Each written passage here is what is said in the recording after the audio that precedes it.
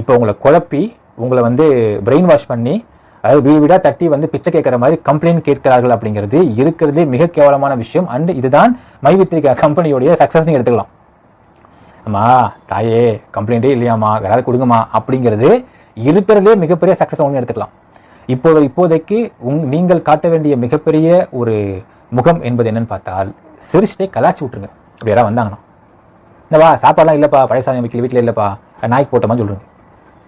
நாய் சாப்பிட்டு ஐயோ அப்படியே புடிங்க தட்டுவாப்பா கேட்டுருங்க. அவன்ட்டு நாய் சாப்பிட்டு நினைக்கிறேன், புடிங்க கொடுத்துட்டுமா அதுக்கிட்ட இருந்து அப்படின்னு கேளுங்க. இப்படி கலாச்சி அமைச்சிருங்கன்ற புள்ளிதம் நல்லா கலாச்சி அமைச்சு விட்டுருங்க.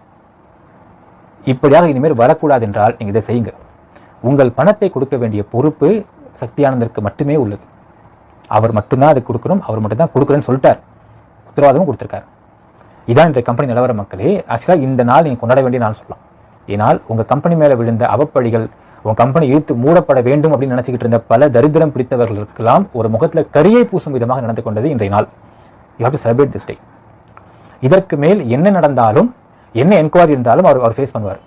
அவர் ஃபேஸ் பண்ணிட்டு அங்கேருந்து வெளியே வரேன்னு சொல்லி உத்தரவாதம் கொடுத்துருக்காரு. மோரோவர் மக்களே, திரும்பியும் சொல்கிறேன், ஒரு EOW என்பது ஒரு கம்பெனி இழுத்து மூட பார்க்க மாட்டார்கள்.